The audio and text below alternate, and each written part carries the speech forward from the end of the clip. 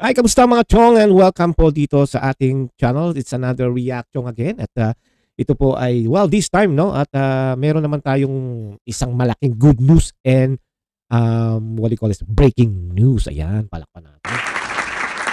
Yep, magandang balita po to, no, at dapat talaga ginawa ko na to kahapon pa pero wala eh. Medyo hectic ang ating schedule. But anyway, before we start, I just want to say thank you po sa mga bagong nating subscribers sa inyo. Maraming salamat po.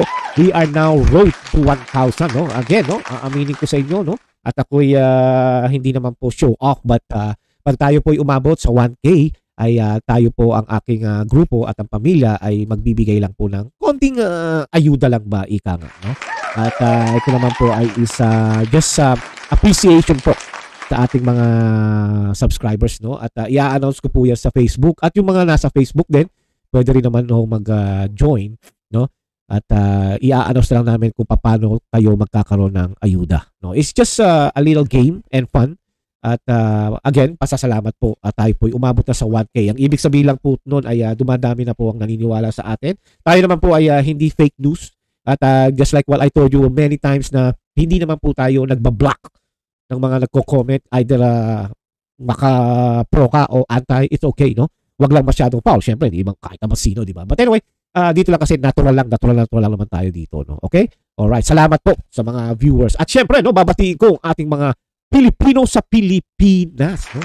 Kamusta po kayo dyan, mga Pinoy ski, at sana po ay nasa mabuti kayong kalagayan. Again, sana, no? At alam kong stress na po tayo sa Pilipinas dahil ang mismong humahawak ng ating gobyerno ay mga bangag. Yep, again, bangag. Anyway, speaking of bangag, no, ay gusto ko sanang ipakita sa inyo to. At nung nakita ko to sa Facebook, ako'y natatawa na lang, no.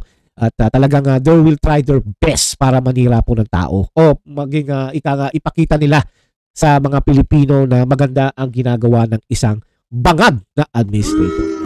At nung nakita ko, tawa na lang ako ng tawa kasi kung totoo itong mga chong, makikita mo naman at mararamdaman mo. At kahit hindi ka active sa mga politics, you still gonna see it, no? Pero alam naman natin magulong-magulo sa Pilipinas and it's really sad.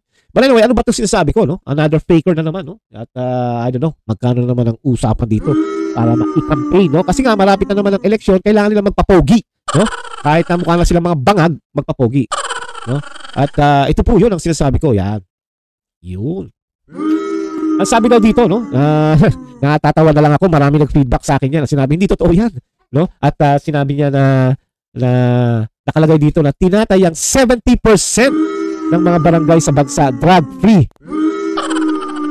sa ilalim ng Marcos administration. Alam nyo, I just wanna react on this, no? PIDEA. Alam naman natin na may sayad at may sabit ang director nito, diba? Kilala nyo naman kung sino yan at nakabangga pa nga yan ni Maharlika at in-expose pa ang baho ng hayop na yan. Wala tayong tiwala sa director ng PIDEA. I'm sorry, no? At no offense sa'yo, sino ka ba? Nakalimutan ko na yung pangalan mo kasi nga hindi na kita iniisip eh, no? Dahil wala kang kontang director. Isa kang nganga. Hindi mo, actually, ikaw yung taong mismong sinira mo ang agency ng PIDEA dahil isa kang nganga. Diba? At ikaw yung tipo na sunod-sunuran ka lang, no? And then, yeah, ang presidente, ang commander-in-chief at siya ang humahawak ng ganito. Pero kung alam mo na meron na nangyayaring hindi maganda, no? Ang leader mo ay bangag, di ba? Ay sana kahit paano nagpakita ka naman ng neutrality sa Pilipino. Pero hindi, kitang-kita mo, nagyabang ka pa. May mga nakita pang video na inaapi mo ang mga tauhan mo sa PIDEA. Kaya we don't really believe this. Sorry. Kung meron, patunayan mo dahil mismo ang mga taga-barangay nagsasabi that's not true. No, ito lang ay papogi effect, no? Dahil magre-election na at alam niyang maraming addict sa Pilipinas, kaya kailangan i-mind conditioning na naman ang mga isipan ng mga Pilipino, lalo na yung hindi po na active sa mga ganito. Hanggang ano na sila, nanonood na lang dito sa YouTube at TikTok. Pero hindi ko alam, no, dito sa US po kasi wala nang TikTok. Muna na po rito pero under negotiation baka matuloy ulit for 90 days. Okay? Yun mga chong. Kaya mga chong, ang masasabi ko lang dito sa news na to, no? At mukhang kumita na naman ang naglabas ito. No? Ano nakalagay? Balita? O sige, balita. No offense sa inyo, pero prove it. Yan. Yan ang bagay sa kanila. Yan, di ba? So it's all bullshit, no? Itong pinakikitang ito, it's just really bullshit. Okay? Alright. At syempre po, isa pang news, no? Breaking news. Ito, breaking news to, mga chong, no? At talagang nakakalungkot, no? Alam naman natin na nung una pa, pinagtutulungan na ang taong ito, no? At wala naman silang makitang ebidensya pa, no? Lalo na si virus, no? At ewan ko kung ano nangyari sa kaso ni Pastor, pero ito ay may lumalabas, no? Nakalagay, no money is involved in the distribution of this flyer. Diba? At we strongly urge anyone who witnesses incident of vote buying to take immediate action. Please take clear pictures of videos of the individuals involved in distribution. Lahat naman po sa Pilipinas ay may mga cellphone na, no? At kuhanan nyo ng picture, no?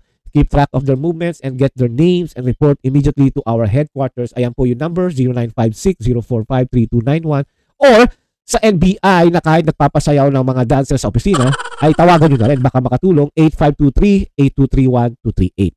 Yun po ang number niya, no? At ako ay hindi naniniwala, mga chong, pasensya na kayo, lalo sa mga ensamada vloggers, no? At yung mga galit kay Pastor, no? Hindi po totoo yan. Kahit ako, kaya ko ilagay ang muka ni halimbawa ni Bangag at lagyan ko ng shabu o cocaine sa ibabaw nito, no? Kaya kong gawin yan by way of pictures. Ngayon, kung totoo yan, kailangan talaga kuhanan nyo ng picture or video, and then as much as possible, kunin nyo yung nagbigay. Sino ka ba? Ganyan-ganyan. Huwag kayo matakot. Kasi kung yan ay galing sa mga congressman, no? Alamin nyo. Or, unfortunately, tanggapin nyo na raw. Dahil pera nyo naman yan, no? At yan naman ay, I'm pretty sure, hindi naman yan galing sa sariling bulsa ng mga nagbibigay ng pera. O kung sino man nagsasabotahe sa pangalan ni Pastor Kibuloy, no? At baka yan ay nagsisimula sa letter B, no? Baka sabihin naman, Pong, bangag ka ng bangag. Hindi, this time, Butod. Kilala nyo naman kung sino si Butod. Diba?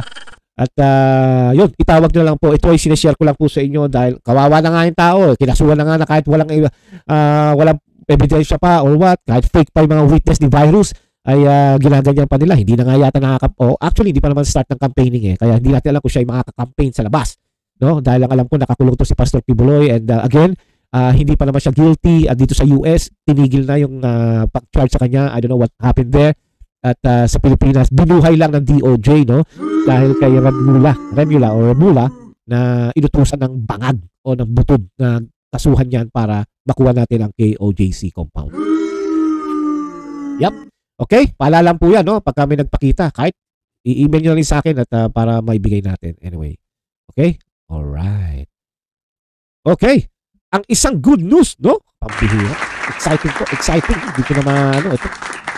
No? Ang ating pong VP Sara ay nagpahayag ng isang magandang messages, no? Sa OFW ng Japan, no? And talagang nung narinig ko to at nakita ko to, ay hindi lang ako na-excite. Marami rin ang mga na-excite dito kay Vice President Sara. And para sa akin nga, mas gusto ko ngayon eh. Kaya lang siya na. Alam niyo kung bakit? Kasi, alam mo, sige. Pakita mo na, baka sabihin naman ni VP, inuunaan mo naman ako, Chong eh. Babato ka na naman. Here we go. Panoorin natin ang ating Vice President, proud, Sara Duterte. 2028, may posibilidad po ba tumakbo kayo? Ma'am, please! Tama yan, ha? Please! Ma'am, please! Kayo lang ang pag-asa. Di ba narinig nyo sa mga background? Siguro marami pa nag-ano. Hindi na nga nakasagot masyado si VP Sara eh. No? Dahil sa lakas ng mga nagpapalakpakan, hindi niya na nasabi yung solid na I am considering it. Pero nakita mo naman. Di ba? Ang ibig ko sabihin, mga Chong, pinutulak na naman siya magkandidato ng presidente just like before. Diba? If you remember last 2021, no, akala natin, isa rin ako doon, ako excited din na siya ay tatakbong presidente. Kasi nga sa survey napakataas, ang layo. No? Wala kayong nakitang bangag. No? Doon sa survey na yun, o kung meron man, malayo. Hindi ko naalala kung nakalagay yung pangalan ni Bangag eh.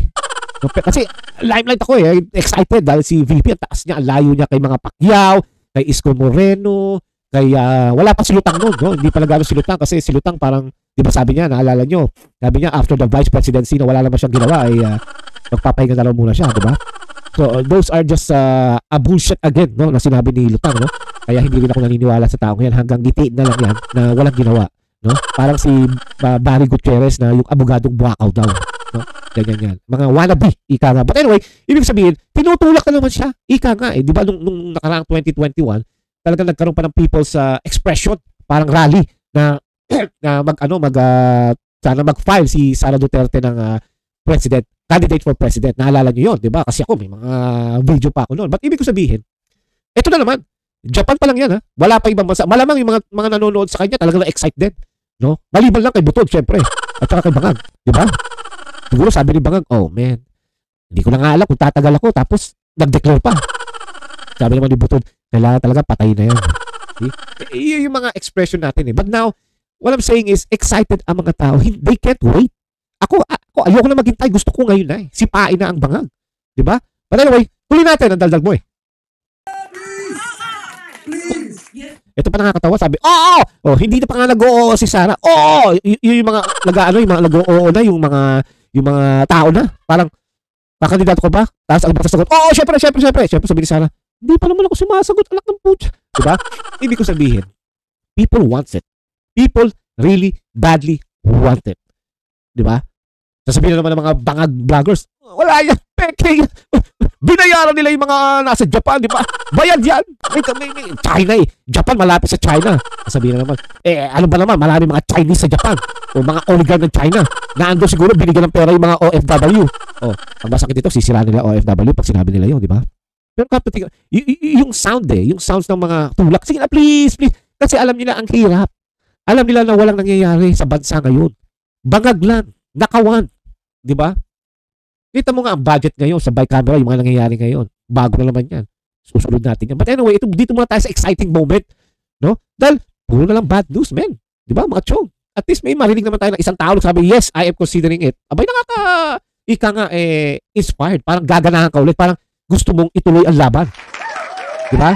Parang hindi mo na nararamdaman na iiwan ka na ni Vice President Sara. Babalik na lang siya ng Davao after Vice Presidency. Di ba? Nagkakaroon ka na ng inspiration, nagkakaroon ka na ng motivation na ito, may aasahan tayo, may isang leader pa rin natitira after Tatay Digong. Wala namang papalit sa kanya mga chong. Kahit naman nung nakalang 2021, wala. Diba? Nabudo lang tayo.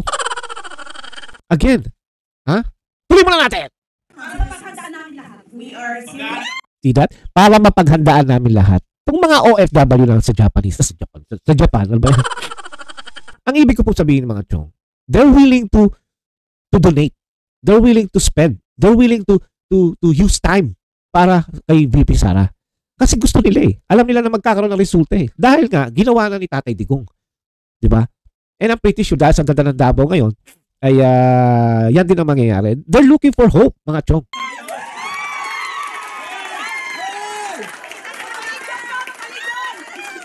We are seriously considering ma.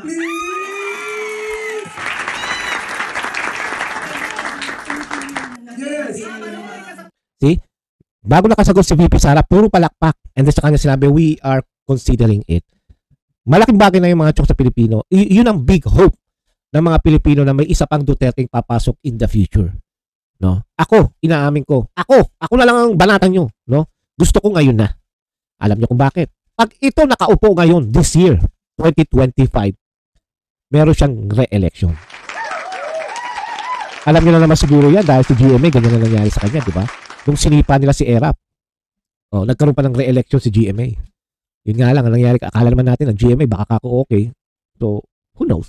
But anyway, yan ang sinabi niya. See? Baka maawa ka. Siyempre sabihin naman ng mga bangag group, bangag calls, ay, ilan lang yan. Di ba? Ilan lang yan. Wala yan. Bayad din yan ng China. Hindi nila alam na ito yung hinaing ng mga OFW na as much as possible ayaw na nilang pumunta sa ibang bansa at doon na lang sa Pilipinas at mamuhay ng tahimik. Diba? Yun ang ibig ko sabihin. Kaya sabihin naman ng bangag, wala yan bayad ng China. Binayaran. Si Sara pro China. Si Chong, sip-sip. Sige,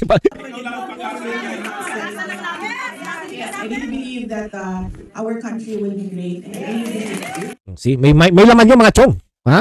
Alam mo mga Duterte, pag nagsalita yan, may laman. Kinakailangan isipin mo yan. Ang problema kasi yung mga bangag vloggers and sa mga vloggers, yung mga dilawan na kumampila sa mga bangag at saka si abogadong Buakaw, magre-react na naman yan sa Twitter. Sasabihin yan, ito, papansin na naman po, ito, piatos.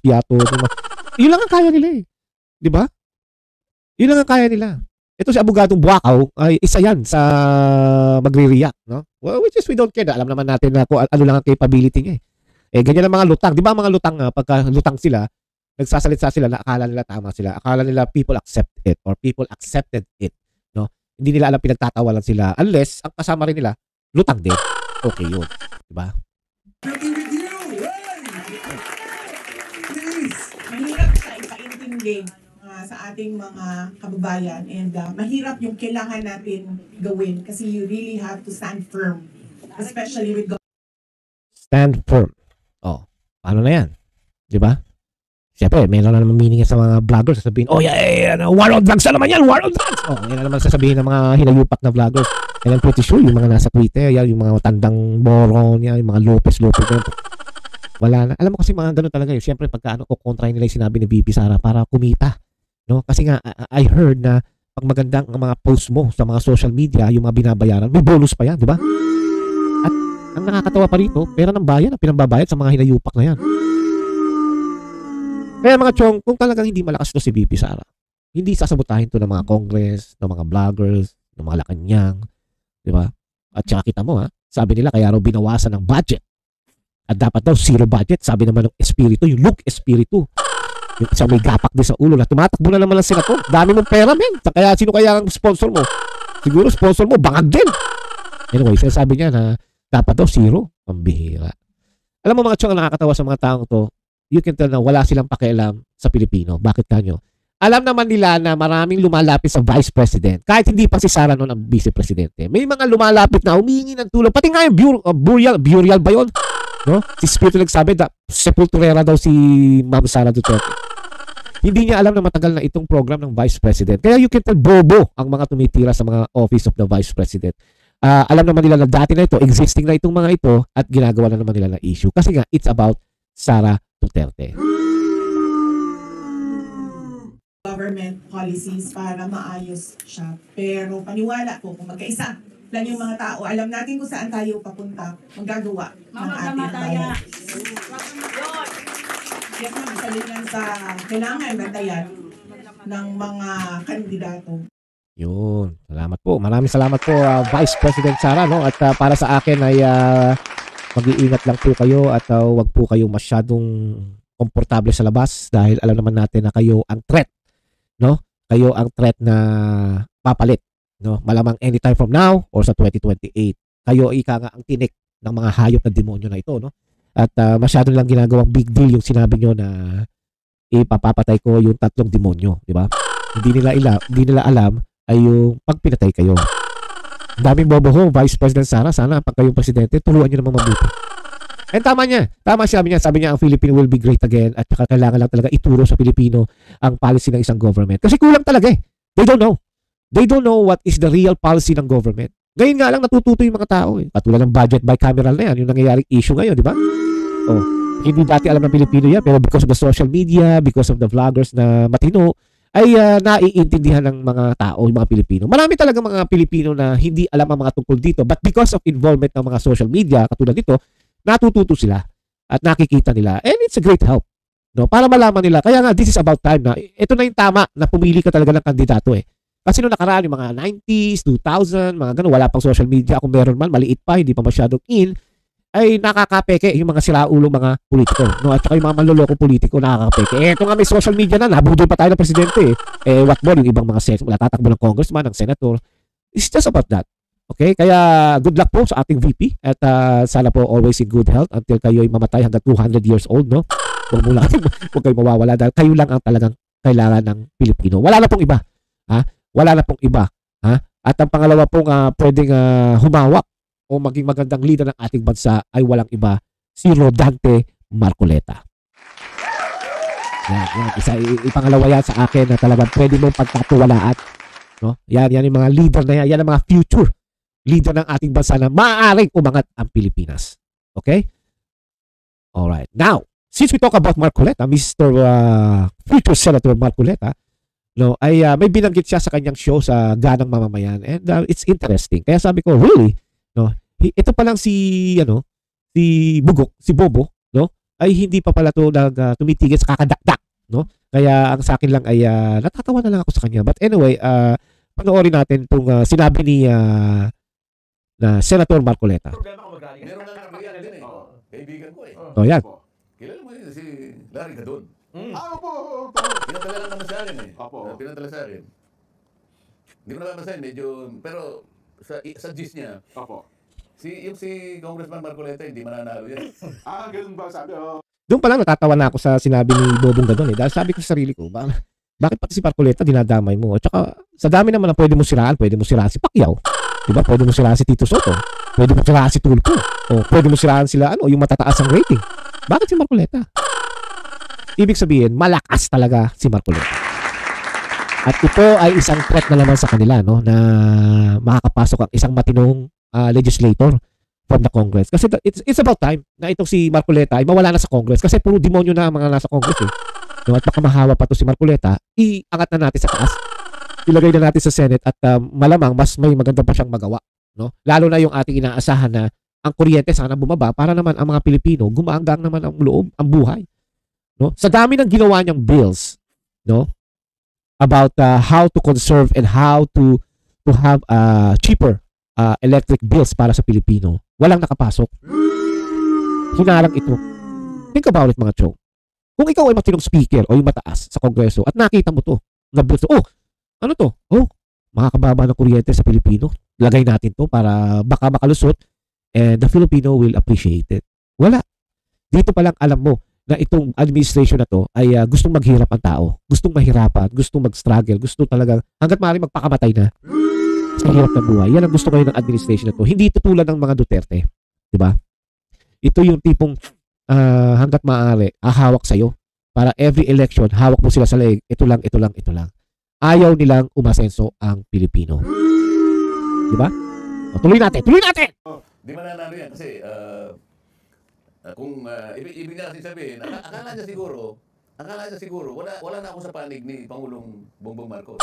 Hindi ko na alam kung bakit niya sinabi yun. Kasi kanya, pag sinabi mo yung mga kay Duterte, hindi kakayanin yan eh.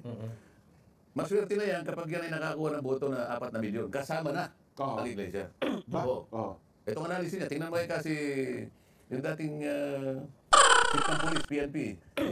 Ako naniniwala ko na kakayanin to ni Marcoleta. Hindi pa nga lang siya, hindi siya masyadong common pa o nasa top 12 pero umaangat na siya, no. And I believe that ang mga Iglesia ni Cristo ay isusolid yan. No, kasi hindi naman sa sinasabi ko na the Iglesia ni Cristo wants to be involved in politics. Pero since alam nila Iglesia ni Cristo itong si Marcoleta, and I think binigyan na siya ng blessing ng Iglesia ni Cristo na go ahead to run for senator, no? Kasi national yan eh.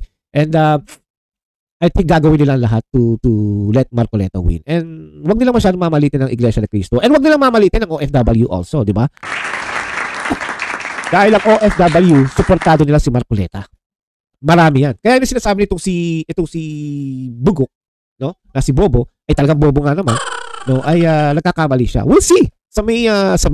No, malaman natin, di ba? Alam naman maniwala tayo sa taong balingbeng, disbar, puro mura na lang, bobo. Alam naman maniwala tayo dyan. We'll see. Eleazar, ganyan. Opo. Yan, sinuportahan ng iglesia yan. Tingnan mo, umabot lang siya ng 10 million. Opo, yes, tama. Diba? Opo. Last elections po, Yung kung umabot ng 10 million, halimbawa ngayon na lang. Siyempre, after 3 years, no, yung mga Iglesia ni Cristo, may mga anak yan na nagiging 18, 19, nagiging botante. Dadagdagan na yan. Kapag ang 10 million solid na yan, pumasok kay Marcoleta, o gawin na natin 11 million, no? Pas dagdagan mo pa yung ilang milyon ng OFW plus yung mga taong maisog, PDP. Mamimigay din ng ilang milyon yan para kay Marcoleta. Imposibleng hindi. Di ba? Sabihin na natin yung sinabi ni Bobo. 10 million. Kung wala ni Marcoleta yun. Plus yung mga naging 18 years old na nabutante na rin. Gawin mo ng 1 million. Gawin mo ng 500,000 na lang halimbawa. Yung mga naging 18 na years, naging 18 sa after ng 2022. Gawin mo ng 500, di may 10.5 na siya. Ang OFW, isusolid siya. Ilang milyon bang OFW? Sa iba't ibang panig ng bansa na nakakaboto pa para sa Pilipinas. Sabihin na natin, I'm not sure, pero sabihin na natin 2 million. Halimbawa lang po. Di may 12.5 na siya. Dala rin siya ng PDP. Dala rin siya ng maisog. Ilan ba ang mga DDS? Ilan ba yung mga PDP? Sa bawat PDP may mga ilang 100 o hanggang milyong supporter yan. Tapos yung maisog pa. Isama mo pa ang KOJC dyan. Siyempre, tutulungan din nila yan dahil alam nila na matinutong taong to. Ipalo mo na halimbawa yung total ng maisog, KOJC, PDP, mga DDS. Ang DDS is what? For Sara Duterte, 32 million. But I'm not saying Naboboto yung 32 million lahat kay Mr. Marcoleta. I'm not saying that. Magbigay ka na lang ng 5 million doon sa 32 million ni Vice President Sara at 32 million plus. No, hindi naman to katulad ng kay Bangag na 31 million. Hindi po totoo yun. Baka nasa 20 plus lang. Hayop na Bangag na yan. No? Oh, plus 5 million na. Pasok! Sabi nga ni convicted Castro, pasok sa banga. Diba? Si Marcoleta. Baka 15 million lang si Marcoleta hanggang 16, 17. Playing safe na yan sa top 12. Yun lang po ang ibig ko sabihin. Kahit 15 million yata eh. Unless tumaas ang mga botante sa Pilipinas. No? And I'm sure. Kaya yan. Naniniwala ko. I have faith. Kaya Marcoleta, kakayanin yan. Maniwala kayo mga chong. Okay? Tuloy na kayo! Hindi ba si Larry Gaton palagi niya sinasabi, bobo kayo eh. Doon sa sikat eh. Oo. Ano mo lumilito siya yung bobo eh? Hindi ko ito eh. Ano ba? Totoo. Naniniwala ako kay Marcoleta. Bobo. Bobo to. Bobo. No? Diba? Yun ang ibig ko sabihin. Kaya, ang akin lang talaga ay kawawa. Itong taong to. Talagang, yan, kawawa itong taong to dahil desperado. Baka matanggalan ng trabaho. Last election sila, lagi kayong magkasama niya. Kaibigan ko naman yan. Hindi ko nga malaman kung bakit siya nagsalita ng ganito. Opo. Ano yun, napatunayan ko na bobo siya. Sinabi niya 4 million. Hindi pala marunong sa math eh. Hindi niya nakita, may zero yun eh, 40 million yun. Tama. Di ba? Di ako naman See? Kasi si Gadon, no, si Bobong Gadon ay sa kakadakdak niya, hindi niya na tinitignan kung ano yung nasa harapan niya. 'Di ba? Talagang parang ano siya eh, parang ano man tawag doon? Sabotage. Sabotage the people na kumukontra kay Bangag. Operation sabotage. Ang utak niya is operation to make sabotage sa mga taong matino. No? Sa kakagago niya, sa kakabobo niya magsalita, hindi niya na nakita yung zero. Malaking kahihiyan yan, men. Gadon, bobo boy. Nakakahiya yun. Pag nalaman niya ng kamag-anak mo, ano ba naman yan? Kaya ka na disbar eh. minsan si Atty. Larry Gadon ko yan. Unawain na lang natin ko. Hindi, bakit? No. Bakit niya i-conclude? Bakit hindi niya sinabi ron? Bakit? Opo. Ibig ba niya sabihin si Pangulong Marcos ay galit sa akin? Hindi totoo yun. Opo. Baka hindi niya alam. Siya kapag nakita ni Pangulong Bongbong yan, marami pagkakataong magkakasama kami, hindi man niya pinapansin yun. Maski na nung Alam mo, totoo yan eh. May nagsabi din sa akin yan eh. Pag daw magkakasama daw yan na nandiyan si Bangag, ay hindi talaga pinapansin yan. Alam niyo mga chong, katulad nga na sinabi ni Mama Harlika noon, parang panakip butas na lang, parang konting, parang may tawag dun eh. Kalimutan ko na sa Tagalog eh, pero parang naawa na lang. Kaya binigyan ng posisyon. Saka naman nakakita ng Department of, for Poor and Elevation. At saka, ano ba naging resulta nito? Kaya naman siya umupo, 2023 ba? Ano na nangyari? Wala. The only thing na ginawa niya, na nalalaman ko, siguro may iba siyang ginawa, is nag-final disbarment kay Sara. Yun lang.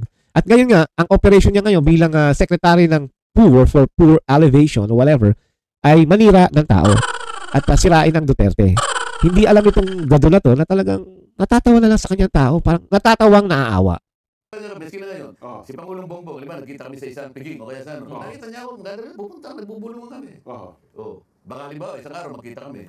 Halimbawa, bubulungan ako halimbawa. Tumuloy ng pansinin si Larry. Kalaban ko mga Pangulong Marcos. Kung wala ko sinasabi laban sa nakita mo yung rally na yun, sinuportahan pa nga natin. Ibig sabihin, binigyan natin ng diin na yung kanyang opinion, tama? Tama po yun. Paano mo sasabihin na tayo'y laban doon sa opinion ng Pangulo? Yun na po ang di matanggap ng marami ko. Yung opinion niya sa atin ay tama. Tama. Kasi naman talaga tama. Kasamahan niya, mali yan. Kasi magalit kayo kayo. Bakit sinabi mo 4 million? Hindi mo, bakit? Kalaban ko ba si Kadante yung tawag sa akin ng presidente? Kasi nga, kaya ako sinasabi ito, minsan nabubulungan ako. Nung magkita kami sa Papi, yung kanilang anniversary. Po yung publishers. Opo. Sabi niya, nakita niya ako sa audience. Kadante is here. The defender of congressional traditions. Yes. Ayos. At masaya ako pag napapanood kita. Bakit sasabihin ngayon ni Larry Gadon na Biro mo yun, masaya pala si BBM Bangag. No? Pag pinapanood si Marcoleta, siguro marami rin siya natututulang law kay Marcoleta. Parang ako, marami akong natutunan kay Mr. Marcoleta. Sino ba hindi ayaw matuto? Itong taong to masipag magturo. Si Gadon, ano tinuro niyan? Ganun daw sa mga sa mga dilaw. Walang yan tao to. Kawawa rin eh. Tapos nung ako'y bumaba, pinulungan na naman niya ako.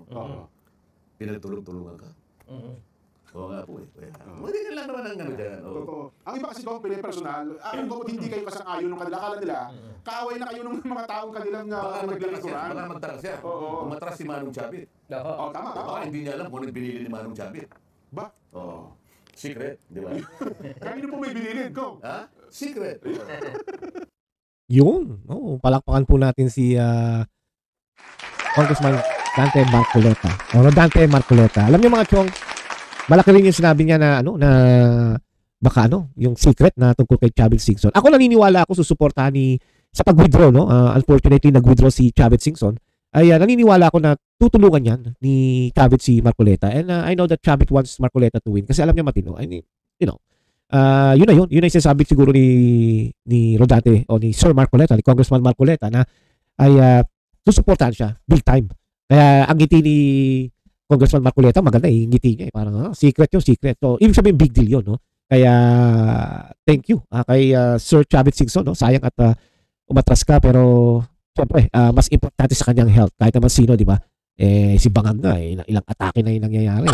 Buhay pa Pero ito, baka kasi si Sir Chavit, baka madali, matsambahan, kaya nag-iingat. Well, it's not worth it. I rather withdraw lang ng candidacy ko kung may nararamdaman ako na hindi tama. At meron mo, mainit mga kampanya sa Pilipinas. Tapos siya, yung sakit niya, pneumonia ba yun? O di madadali yan. O, kaya it's better nga na wag na lang muna. And he can help. Tama naman sinabi niya sa huli niyang interview he can help people naman kahit na wala sa politika. And that will make him like sa legacy niya. Yan ang malalaman ng mga tao na tinulungan ako ng tao. Lalo na ngayon, ang ginagawa niya is electric, yung transportation. Diba? Napakaganda yun. Ang ginagawa niya ay para makatulong sa mga mahihirap na driver na gusto kumita lang. And they're giving them loan na zero yata, zero interest. Ang galing. Ang galing po ng mga galing. Yan ba nakita nyo kay Bangan? Lately lang nag-open ng Tesla sa Pilipinas, which is okay lang, pero para sa amang Tesla, sa mayayaman na naman. No, again, hindi ko sinisira ng Tesla dito dahil maraming Tesla rito. And dito sa States, kung gusto mo talagang bumili ng Tesla, you can buy it. Dahil ang trabaho naman dito, it's enough to afford the Tesla. Sa Pilipinas. Pero balita ko, nasa worth of 2 million daw yung Tesla doon sa Pilipinas. Mukhang, baka doon na lang ako bibili. But anyway, yun nga po, at nandoon ang sinabi ni Congressman Marcoleta tungkol sa reaction niya tungkol dito sa bugok na to, ay pakinggan din naman natin na sinabi ni Bobo. No? At hindi naman bago sa kanya ang magsabotay, katulad na sinabi ko sa inyo. Here we go, panoorin natin si Bobo Gadon na ini-interview ni Christian Esguerra na Dilawski. No? Assist the President in the performance of his duties. Paano siya mag-a-assist niyan? Pinaplano nga niya patayin. Minsan nga, gusto pa rin niyang pugutan ng ulo. Alright, correct natin yan. Planong patayin. Okay, Bobo, no? Bobo, makinig ka. No? Ang sabi ni Ma'am Sara ay, ipapapatay niya lang yung 3 demonyong amo ay pag namatay siya. Hindi niya sinabi na papatayin ko na kayo. Wala siya sinabing gano'n, Mr. Bobo. Masyado ka kasing limelight at saka masyado kang nakaangat sa upuan mo. Pangalawa, yung papuputo ng ulo. Baka yun yung sinasabi ni Ma'am Sara sa galit niya, yung sa tatay niya nakalibing. No? Wala akong nakita o narinig na sinabi niya yun. No? Kayo nga mga chong na nakakakita o nakaalam, i-inbox nyo nga sa akin ng link at makita ko, baka tumama kahit papaano nang makatsamba to si Bobo. No? Okay? Yun lang po, kinokorek ko lang, no? At hanggang ngayon, parang si Balsamin to, no? Sabagay, sama-sama sila sa Malacanang, hindi ko lang tumitira din sila ng white powder, no? Ay lahat yan ang sinasabi. So parang uniform ang kanilang mga messages, ang kanilang mga discussion. Instead na magkaroon sila ng open-minded at sarili or independent mind na hindi yun, hindi ganito, lahat pare-pareho sila ng sagot. No? I wonder kung nasasagot ito sa GAA, sa pinirmahan ni Bangag. No? We will see kung magsasalita to. Pero pagdating yata sa mga ganitong klaseng mga discussion, hindi lalaban to dahil bobo nga No? Hanggang ano lang to, hanggang sa local lang yung mga underground. Kaya siguro kinuha to ni Bangag para meron silang pang underground. No? I don't think this guy is working hard for the poor people. I don't think so. No. I bet hindi ito nagtatrabaho talaga. Design lang to, design. Katulad nga lang sabi nga nila, design lang. Ito. Imagine daw niya na pinupugutan niya ng ulo. Okay. Alam mo ngayon natali karoon ng Vice President na ganyan? Oo, totoo yan. Kahit yung si Madam Leni Robredo dati, natali halos binurot at pinitsipera ng Duterte administration. Hindi naman nagsalita nito. In fact, Paano dinurog ni Tatay Digong si Leni? Actually, ipinagtatanggol siya pa nga minsan. siguro yung pagsasabi mong dinudurog is pinagtatawa lang siya ng tao, but that wasn't Tatay Digong. Tatay Digong doesn't care kung ano yung gawin ni Lenny sa kanyang paninira. And you don't even know, or you don't even tell to this guy na dilawan din, no? Na sabihin, well, kasi binabanatan kasi ni Lenny na sinisiraan niya sa iba't ibang bansa ang Pilipinas. Di ba? Samantalang sinabi mo rin yan noon sa mga vlog mo na sinisiraan ni Lenny ang Tatay Digong administration. Di ba? Tapos ngayon magsuswitch ka. So, mga chong, paano kayo maniniwala sa taong ito? Di ba? Parang ganito yan parang anong-ano ko kay Sara Duterte, di ba?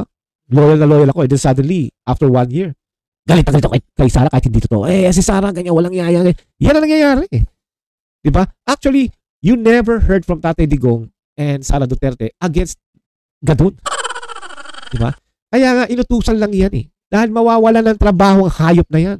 Attends SONA, she attends any event that requires the presence of the government officials, kahit na binababoy siya, kahit siya nililiba. See?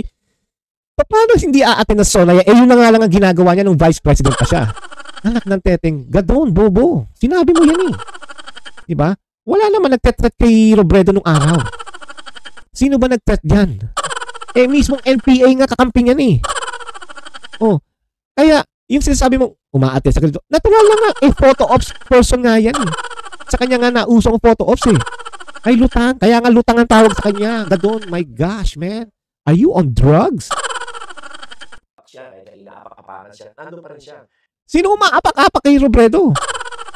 O siguro yung mga vloggers daw na kontra kay Lutang. Pero totoo naman na bobo pambihira naman, hindi naman paninira yun, totoo naman Diba? Kasi kung hindi totoo, di sana nag-file na ng kaso yan si Robredo.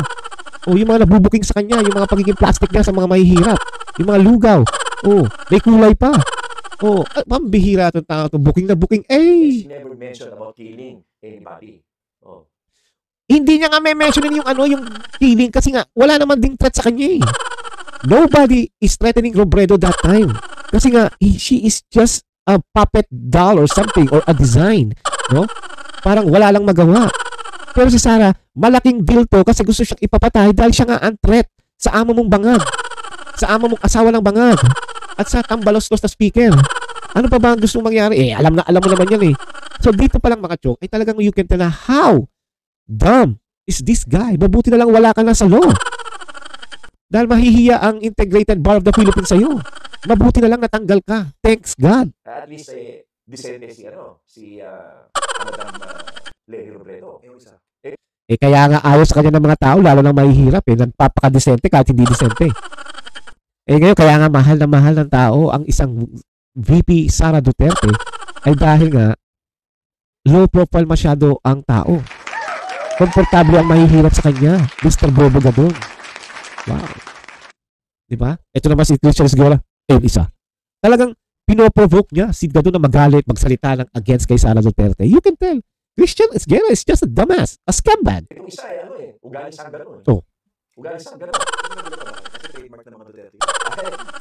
Well, nagulat ako. Kasi siyempre, as vice president, iba naman yung mga mayor kayo. Iba yung mayor okay ka naman, casting ka sa bayan mo. Pero kasi ito, vice president ka You are the second highest official of the land. It's not about the position of the vice president, Bobong Gadon. It's just, alam mo naman ang nangyari kung bakit nag-trigger si Vice President Sara Duterte. Hindi naman yung basta na lang wala namang ginawa sa kanya, kaya siya nagtasanggano-sanggano, di ba? If you will go back, no, sa mga nangyari, ano ba ang ginawa kay Vice President Sara? Di ba inabuso siya, siniraan siya, at tinitira siya sa Congress, di ba? At kung ano-anong ginagawa sa kanya. Paano hindi siya magtitrigil ng ganyan? Ikaw kaya, Gadon, tirahin ka. Tirahin ng pamilya mo. Ha? Tirahin ka. Anong gagawin mo hanggang salita ka lang? Bobo! Bobo! Bobo! Yun na lang sasabihin mo. At sasabihin mo na sanggano si Sara. Dapat lang. Kailangan yung mga gano'n ng leader. Kita mo ang leader mo. Either tulog, bangag, o walang alam. Remember yung bagyo? Ang sabi niya, anong gagawin natin? Parang ikaw. Dakdak ka lang ng dakdak. So therefore, you should serve as an example in respecting the authorities, in obeying the law. Respecting the authorities, alam mo ba ang ginawa sa kanya? Asan ka ba nung nangyari yung kay VP Sara na untreatment, unfair treat? Ikaw ba'y sabog? Ikaw ba'y tulog? Hindi mo pa alam kung ano yung nangyari. Alam mo, the only thing na pwedeng matinong taong to, hindi niya dapat sabihin yan Alam niya naman kasi may nangyari, pero the way he explained this to the Dilawski ay talagang alam mong bias. in upholding the Constitution, ano ginawa mo? Lahat yung binaliwala mo. Secretary, na-curious ako. Kasi naging basehan ng disbarment nyo. That video, di ba? Yes. Nag-beast mode kayo clearly. Oo. Nung napanood niyo yung beast mode video ni Sara Duterte, yung kanyang matinding meltdown, Oo. ano yung talagang initial reaction? Well, ang sabi ko nga sa mga kaibigan, mga congressman, Yung kapag pinapanood niyo? sabi ko, ano na to, mentally incapacitated. Ang sinasabi ng Constitution, ang President or Vice President can be removed from office through declaration of incapacity. Sino magde-declare? If you remember Mr. Bobo Gadon, si Sara po ay handa magpa-test psychologically at drug test. Diba? Hindi ko lang alam kung natuloy na ha. Pero yun ang balita. Oh. Ngayon, sabi mo sa Constitution, pagka incapacity yung tao, kinakatanggalan. Nasa ng proof na siraulo or incapacity si Sara Duterte? Diba? Kasi ibinabase nyo lang yung nagsisigaw siya na uingay na mo, ganyan-ganyan, di sa tanat, ganyan-ganyan. Dapat sinama na yung pangalan mo. Kung pwede nga lang i-edit ito, ginawa ko na para ikaw rin Gadon, ang bobo mo! Tama lang na wala kang ano. Diba? Eh, ang problema, hindi nga eh. But ang ibig ko sabihin, bakit yung amo mo bangag? Yung amo mo, may mga proof na addict ang amo mo. Bakit hindi mo sabihin yan? Anong proof mo kay Sara Duterte na may gapak? Kasi, nakikita mo naman ngayon, sa harapan, no? Kung nandiyan ako sa harapan mo, kung sino talaga may gapak. Diba? Eh, syempre, hindi naman si Christian Esguerra pa. Eh, di ikaw na lang natitira kung sasabihin. Di alam mo na kung sino. Dapat, Gadon, ikaw ang magpa-check. Hindi naman sinasabi na Ay, presidente. Oo. Ngayon, pwede mo na siya i-declare na incapacitated dyan. Mentally incapacitated. Yung pa mga chong, no, ang ating dito ay nakakatawa, no, tong taong to at talagang bobo, no? At talagang walang alam talaga sa mundo. Siguro masyadong maano yung utak niya dahil nakaupo siya sa isang van na may aircon, na may driver, no? Kaya yan ang naramdaman niya. At ayaw niyang matanggal sa pwesto si Bangag dahil matatanggal din siya. Wala siyang trabaho. Disbar na po siya. Diba? Pati anak niya nagtatrabaho sa Malacanang. Malamang mawalan din ng trabaho pag natanggal yan. Pare-pareho silang broke. Diba? The thing is, mga chong, is sabi niya na incapacity raw si Sara Duterte. That's not true. No? Patunayan niya. Diba? Nag-file na siya ng disbar. Patunayan niya na mayroong gapak si Sara Duterte. Dahil wala talaga. Paninirang puri lang ang ginagawa niya. Ang akin, totoo to. Bakit hindi mo kumbinsin ang amo mo, Bangag, na mapag-drug test in public para matapos na yung bintang sa kanya? Kasi may proof na eh. Kaya nga hindi inimbita yan ni Trump eh. Dahil nalaman na addict yung presidente mo. Diba? Kaya, you can tell. At saka dapat dito, Mr. Gadon, ikaw ang magpa-check. Diba? Kasi, I think it's due time. Tapos sa'yo, ikaw na nga ay, talaga, pa-check ka na talaga. Kasi, nung araw, binabanatan mo Dilawski, binabanatan mo yung mga ano. And I understand, you protect the loyalists. I understand that. Okay, wala tayo dyan. Pero, yung mga dilaw, binubura mo. Kaya ka nga na-disbar eh. Sa panloloko mo, na sinabi mo si Sereno, bla bla bla, si Raisa Robles or whatever. Kaya ka na-disbar. Diba? Panay-tira mo sa mga dilaw. Ngayon, higop ka na sa mga dilaw. So, paano ka paniniwalaan ng matitinong Pilipino na open-minded? Nasasabi mo lang yan sa mga katulad mong Bangag. No, kaya mga chong, ang aki lang po ay sino naman po rito ang kawawa? Di ba? Ito na naman. Mga chong, Pilipino is affected again with this kind of words ng isang bobong secretary for poor and elevation. Wala na siya ginawa. Sis na upo siya. Forma lang. Dak-dak. Yan ang trabaho niya. Sana pala naging spokesperson na lang siya ni Bangag. Hindi na kasi yung poor elevation, parang you have to find a way, a plan, no? Paano mo maiaangat ang mga mahihirap. You are not focusing on the middle class. Maybe, I'm not sure kung ano yung description talaga ng trabaho niya. Kasi ang balita nga rito from the Malacanang is idinagdag lang to dahil sa kanya. Naawa si Bangag sa kanya. And I guess, kailangan niya ng isang bobong katulad na parang asong ulol na susunod-sunuran lang sa kanya. Gadon is just like a scumbag. Sunod-sunuran lang to. Patalunin mo to sa tulay, tatalon to. Yan ang style ng itsura nito. Kaya siya dapat ang magpa-check sa psychological speaking. Siya dapat magpa-check. Gadon is just a puppet. No? Si Bobo. No? Think about it. Nung una, bilib na bilib ako sa tao niyan. Akala ko okay. Nilakad pa natin ang pagkakandidato niya bilang senator sa unit team. Mabuti na lang, God is good, hindi siya ipinanalo. Bakit kanyo? Dahil kung hindi, paktay ang Senado lalo. Ngayon, kita mo, secretary, dapat dito magpapakita siyang gilas. Dahil nagbigyan na siya ng chance na i-prove na kaya niya mag-serve sa Pilipino. Wala. Puro dak-dak lang itong si Gadon. Bobong Gadon. Mga chong, ang akin lang po sasabihin dito before we end our discussion ay Pilipino na naman ang hurt dito. Hindi tayo o hindi yung iba na nakikinabang. Hindi po. Kaya sana po mga chong, kung tayo po ay boboto sa Mayo, iboto naman po natin yung tama. Yung nasa baba ko, yan po. Yan po ay mabibigyan natin ng pag-asa ang Pilipinas. We're not perfect. We're not. Pero alam ko ang mga tao to, Marcoleta, Rodriguez, Bato, Go, ay may puso.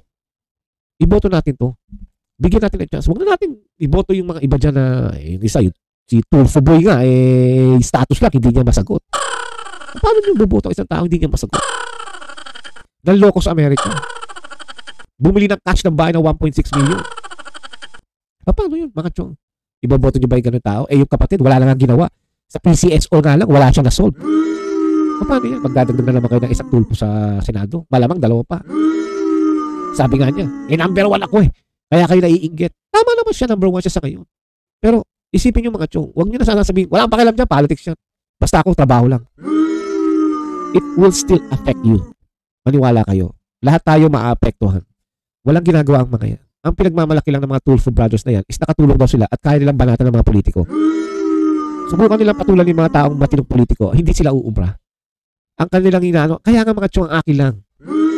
No? Bumoto tayo ng tama para sa kapwa nating Pilipino. No? At paalala ko bago tayo mag-end, huwag nating iboto itong mga to. Do not vote for the NPA party. Kapag nilagay nyo na naman, kahit isa o dalawa dyan, wala na. Sayang na naman ang ibabayad ng mga taxpayers sa mga kongreso. Ang dami na nga magdala ako sa congressman, dadagdagan nyo pa ng mga buwaka lang ng mga yan, di ba? Pinakikita ko lang po itong yung mga lista na to dahil they do nothing to the Filipino. They just kwak-kwak. Propaganda. Paninira. Pag ayaw nila sa presidente, sa vice president, sa senator, sisiraan nila yan. Propaganda. Yung isa dyan, yung iba dyan, convicted. Yung convicted si Castro, tumatakbo ng senator. Can you imagine that? Si Teddy Casino, na nangiiwan ng mga kasama nung araw sa recto, tumatakbo ng senator. Lipstick na nga lang siya. Kaya ang akin lang mga chong, let's be vigilant again. Paalala ko palagi po ito, iboto natin ang tama. This is for us. It's not for them. Alam niyo mabuti, may internet na, may mga cellphone na kayo. I-google nyo na lang. Diba? Ano ba nagawa ng mga babalik na senador? At ano yung ginawa ng re-elect na senador? At ano ang mga ginawa at gagawin ng mga bagong nag-a-apply na senador? Marcoleta is doing kung paano bumaba ang kuryente. And he's gonna bring that to the Senate. Diba? Yun ang ibig sabihin. That's number 1. Number 2, si Vic Rodriguez. Gusto niyang ibalik ang death penalty. Bakit tayo? Sobrang kailangan na.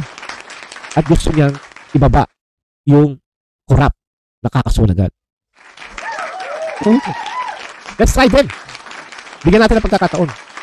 Huwag na tayong umasa sa mga artista, boksingero, at saka yung show sa Itbulaga. May mga naging senator na sila Baka naman pwede natin pagbigyan iba, bago naman. Di ba? Kayo, nasa inyo mga Pilipino, iboboto nyo na naman dahil popular. Yung isa, Axios na lang Cavite. O, yung isa sa Pampanga. O, Leong Guerrero pa. Ano nangyayari? O, siyempre may nagko-comment sa akin dito. Isa PDP dyan, artista rin. Wala naman ako sinabi na iboto nyo yun Bahala kayo kung iboboto nyo yun. Basta ako pili ko yung iboboto dahil gusto ko para makatulong sa Pilipino. Hindi para magpakyut sa Senado. Diba?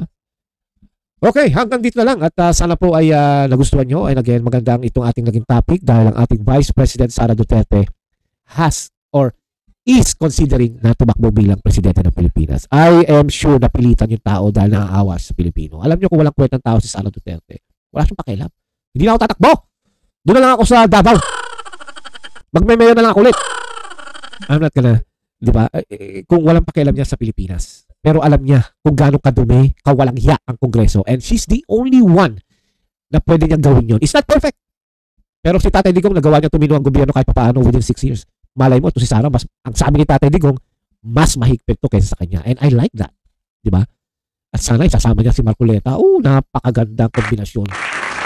Sara Duterte at Rodante Marcoleta. Oh my G. Pag nangyari yan, mga chong, I don't know. Si Tamba siguro, baka ni Kapitan Barrios sa Leyte, hindi na uubra. Okay? Alright, hanggang dito na lang po and we will see you again on our next reaction. And again, sana po ay kayo ay okay dyan sa Pilipinas. Magdasal na lang po tayo at ngayon may issue na naman ang tungkol po sa budget ng 2025 and I feel bad for that. At malamang yan po ang sunod natin pag-usapan. Okay? Hanggang dito na lang po, and let's protect VP Sara, Tatay Digong, and the rest of the Dutertes. At sino dati Marcoleta, Vic Rodriguez, Bato, go. Iboto po natin yan at sila po ang ating pag-asa o isa sa malamang na pag-asa ng ating bayan. Salamat po at mahalin natin ang Pilipinas. God bless us all. Thank you.